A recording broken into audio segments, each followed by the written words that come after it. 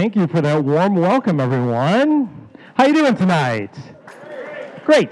My name is John Nawarda, and I am the director of the Crossroads Brass Band of Indianapolis. It is a pleasure for us to be here with you tonight on this really very pleasant evening, weather-wise, compared to the way it's been the last few weeks and so on. And we were just here on the bandstand, we were talking about the fact that when we were here last year, like it was just dripping with sweat and humidity and so on. And so it's a real pleasure to be with you tonight.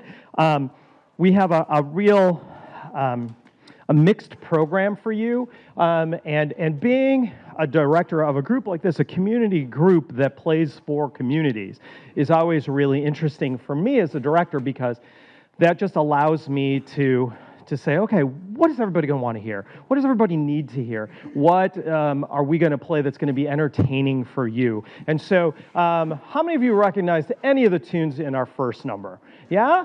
Oh, good, cool. So the tune was called Breezin' Down Broadway, and you should have heard some stuff from the Music Man in there, and Oklahoma, and Hello Dolly, and that's entertainment, and so on. No business like show business, and so on. And one of the reasons why I put this in our folder originally was because we're coming out of this pandemic, and one of the biggest tragedies, I think, in the last 2 years is that we haven't had as many opportunities to perform for an audience, right? An actual live audience.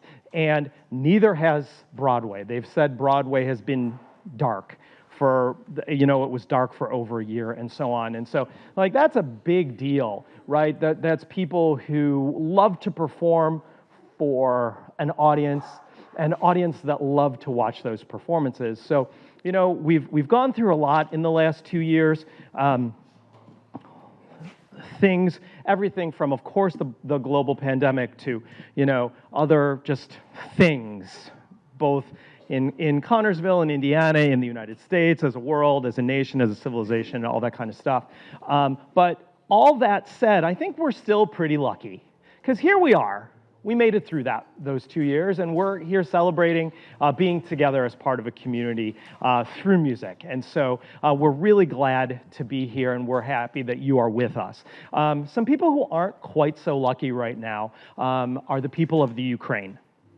And they, for almost 6 months now, they've been fighting a war, and they're not giving up, and I love that. And I think many people can identify with that. And so in honor of the people of Ukraine, we are performing a piece called The Prayer for Ukraine, which was originally written by a Ukrainian composer whose last name is called Lysenko, and it was arranged by a very famous brass band arranger, Stephen Bulla. This is The Prayer for the Ukraine.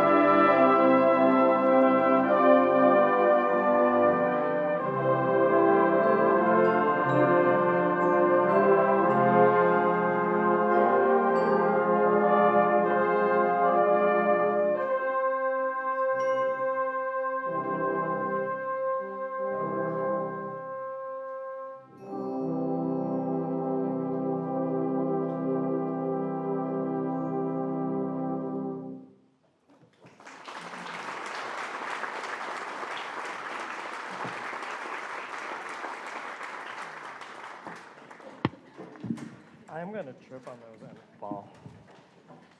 Beautiful piece. Beautiful piece for a beautiful country and a beautiful people. Our next selection also kind of plays with the idea of what we've just come out of. And as I get our folders ready and I look at the pieces that we do, I know that 80 to 85, maybe 95% of the pieces that are in our program are pieces you're going to know. But I also think that one aspect of being a community group playing for a community is the opportunity for us to introduce new stuff to you. New pieces, new ideas, and so on. And this next piece is brand new. This is the second public performance of this version of this piece. And the first performance was at the Great American Brass Band Festival by our group. But prior to that, it had been written for the Indianapolis Brass Choir and concert bands, and had been read at Butler University and so on. But I think this piece really kind of lends itself to the brass band. And a brass band is a little different than most bands, and I'll talk about that as we go. But this piece, I love it because of its title, and the title is very simple, Rise Again. And you can read into that anything you need to read into that, or anything you want to read into that. You'll hear that throughout the piece that there's some really glorious moments. There's some moments when there's some conflict and then some beautiful resolution and so on. So I hope you enjoy this piece, and I hope at the end you love it so much that you stand up and cheer and throw money and, like that kind of stuff, because the composer is here.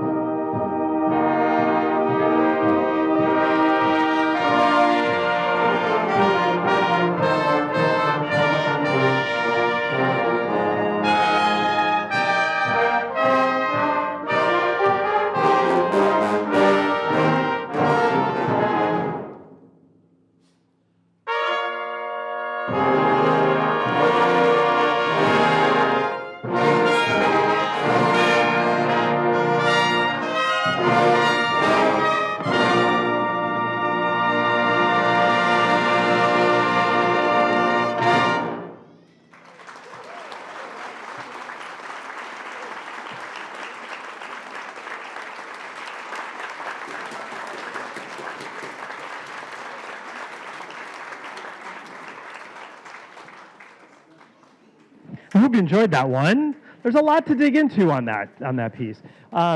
Trent Taylor, our Rapiano cornet player in the band, wrote that piece, which is why he got the bow. So let's hear another round of applause for Trent.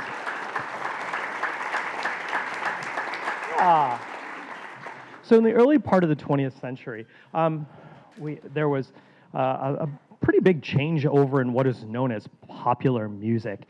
And can anyone tell me the one really truly American musical art form? Anybody? Jazz. Jazz is uniquely American. It's a mix of cultural music and so on that started in the Mississippi Delta, traveled up the river to Chicago, east to New York, west all the way to Seattle, and so on. And it just became very, very popular, particularly among the African communities in all of those areas. But not just that, but in every aspect of American popular culture. And so we started seeing jazz bands and dance bands pop up all over the country, the most famous of which was Glenn Miller's dance band, his big band orchestra. And aside from everyone's, his most famous In the Mood, what other famous Glenn Miller tunes are out there? We'll see if we can play them for you. No one? Hello, is this on? Anybody know some Glenn Miller favorites? Pennsylvania 6-5000 is not one of the ones we're going to play tonight. But I appreciate you for jumping in there. Anyone else? What was his theme song? What was the theme song of the Glenn Miller? String of Pearls was not his theme song, but that is on the program tonight. Yes, very good. So we'll be playing some String of Pearls. Anybody else? Any other Glenn Miller favorites? What? Not Daylight, but... Oh, yeah. Okay. The teacher in the back row is trying to help you out. Moonlight Serenade was the theme song of the Glenn Miller Orchestra. So this is a medley of Miller magic, we call it. Nice try. I know, and you did great.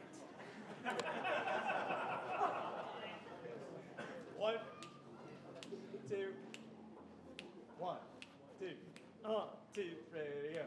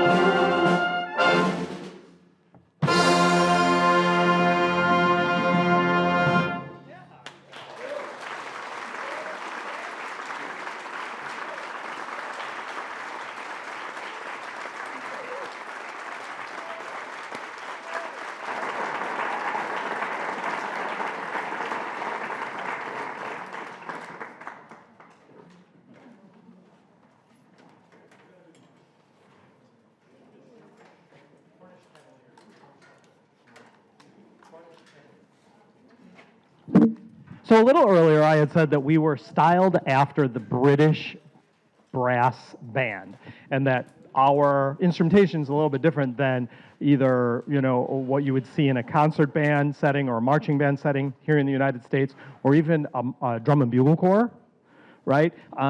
So instead of trumpets, the section is playing cornets.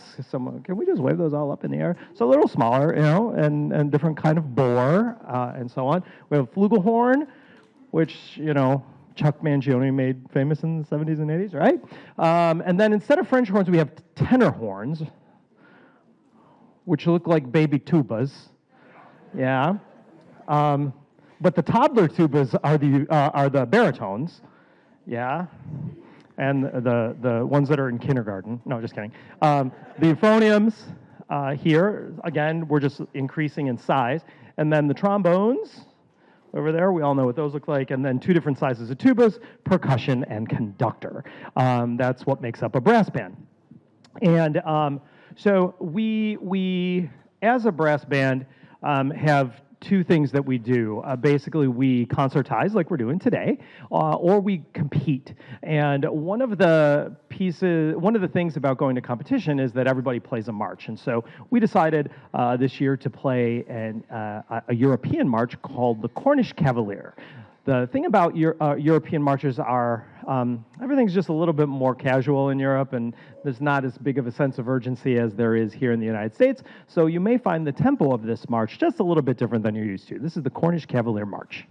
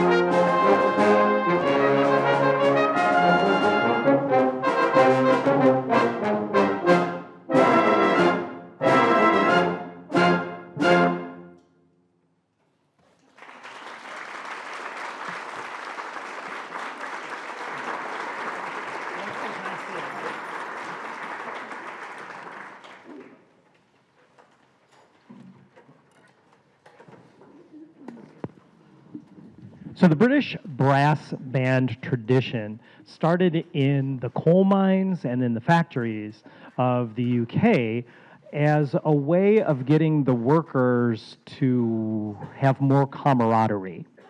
And as we went around the group and we went from the smallest instruments to the largest, with the exception of the trombone, all of the instruments are brass instruments and they all have the exact same fingering. So someone could come in and have the trumpet part learned, and all of a sudden a baritone is missing that day, and an extra trumpet or a cornet can jump over and play the baritone part and just play it at sight. That's one of the reasons why the instrumentation is the way it is.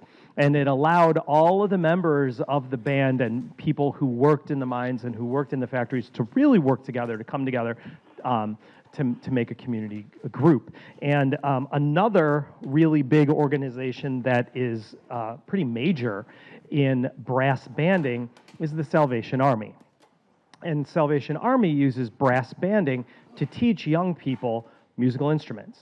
And so these young people come and take free lessons at the Salvation Army and rise through the ranks, and in some cases go on to be professional musicians, may play in community bands like this, or may go through to the staff band of the Salvation Army. The American Salvation Army songs that are used generally tend to be hymns. So this next selection is a hymn from the Salvation Army, Nicaea, which you may know as Holy, Holy, Holy. It's just a beautiful, beautiful, nice, slow piece that I hope you enjoy.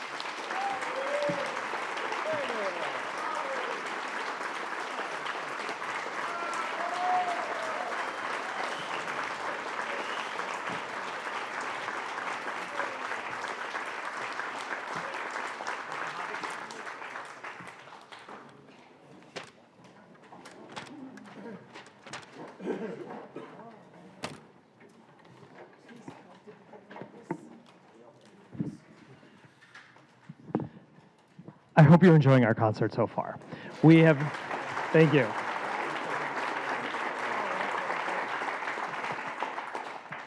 It's always, like I said, a challenge to put a program together, hoping that people sense the musicality and the emotion that have to go into playing such a slow piece like this, and the technique that go into playing a march from a different part of the world when we're used to playing barn burner marches and so on.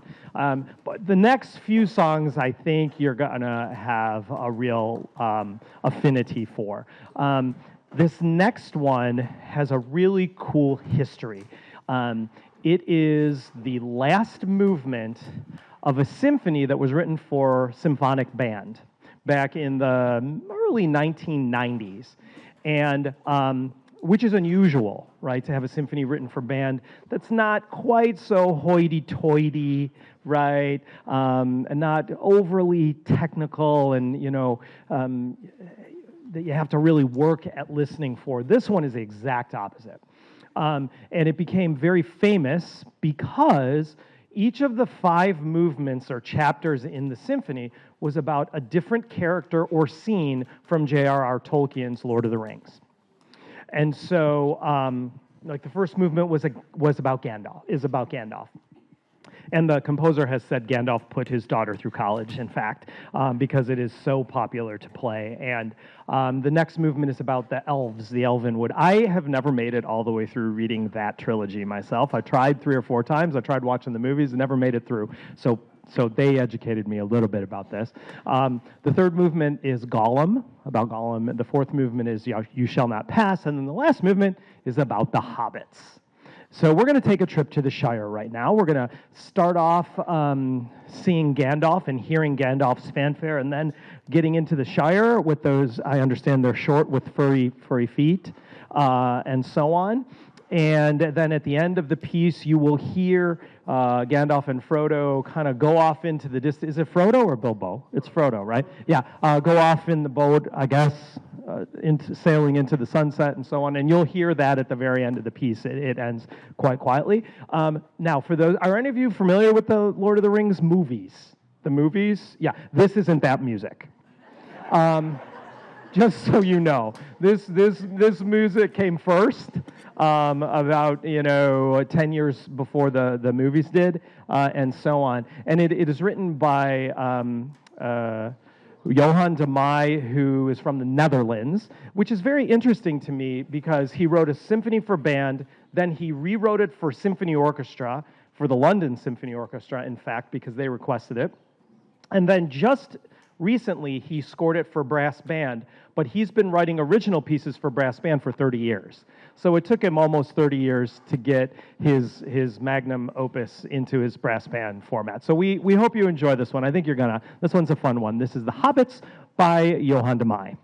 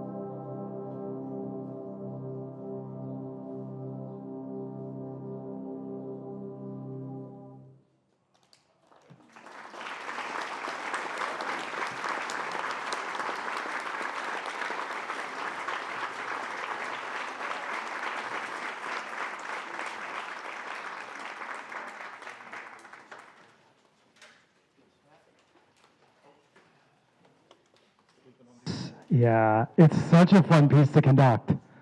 It's such a fun piece to conduct. We were talking at the very beginning when I got here, and I realized on the way here that my very first concert with this band as their director, or my very first concert with the band, was here last year, where it was 95 or so degrees and so on. And so it's nice to celebrate my 1-year anniversary with you, and I'm really glad that we can be together for this. Because, like, in a year, you can get a lot done, and you can make a lot of headway, and the band has been putting in just a ton of work to just get better, and in such a way that you can enjoy our performance, right? We get better so that you are entertained, and that's really important. But it's just fun to conduct them, you know? No one? Has anyone ever conducted before? No one? Anyone ever want to? You do? Come on up. Yeah, right here. Huh? No, you can come up. Yeah. Hi. So, now, do you know anybody in the band? Yes. Who? Lori, she's my grandma. Lori's your grandma? Have you ever conducted your grandma before? No.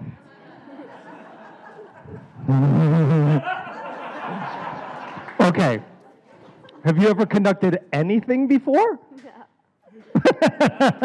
She said no. Okay. Don't worry, neither have I. Yeah. Okay. So here's what you do. When they start playing the music, this is what I do at least. Don't tell them. When they start playing music, you wave that little thing in the air and do an interpretive dance. Can you do that for me? No. Okay, so instead we'll leave the interpretive dance out. Okay? Yay. Yeah, okay, good. Yeah. It's a tough audience tonight. Okay. So and then up and down. Let me see you just go up and down. Oh, that's better than most directors. Yeah, good job. Okay. So you know the song, right? Okay, good. She doesn't even know what song we're doing, but she knows the song. All you gotta do is go up, down, up, down, up, down. Show me up, down, up. Yes. So can I help you? 1, 2, 1, 2, 1. Can you do that? Oh, you got good technique. Oh. Grandma gonna be proud of this one. All right. See, turn around. So then at the end, you take a little bow. Okay? But when you bow, you look and you smile at someone you know, and then just down. Okay? All right, those are all the people who are jealous that, I said anyone want to conduct, and now you're stuck with it. Okay? You ready?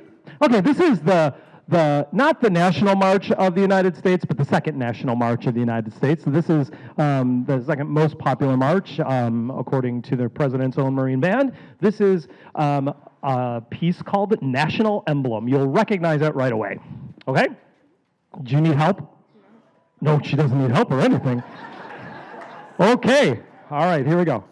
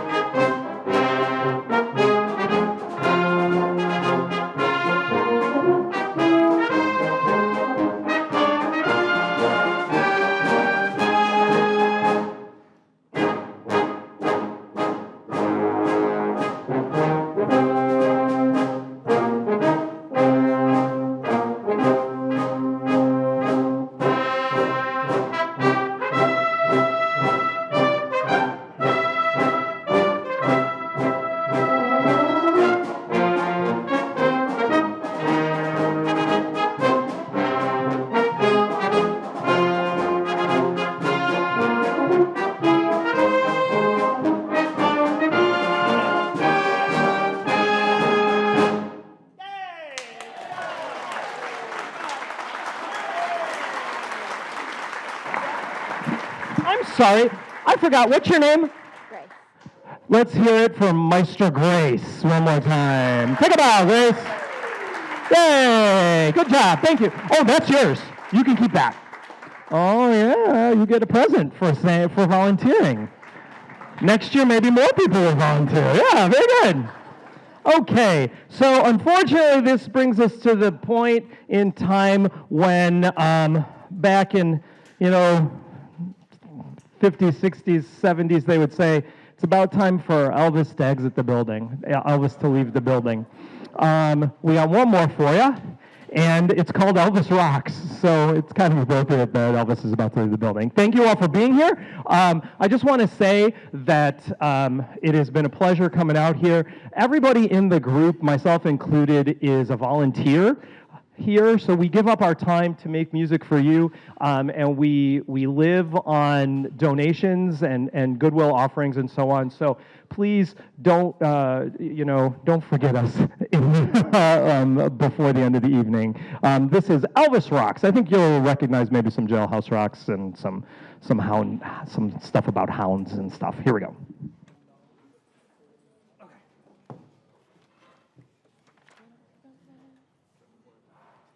One, two, ready.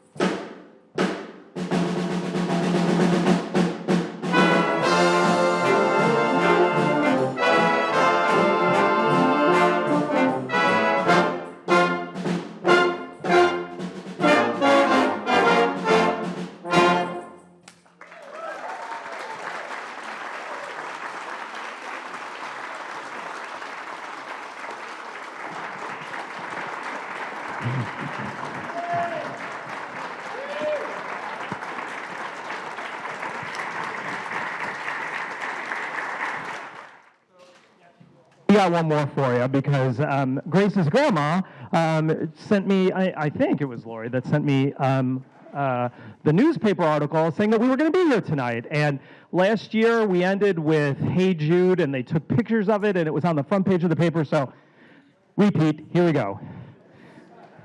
This is Hey Jude.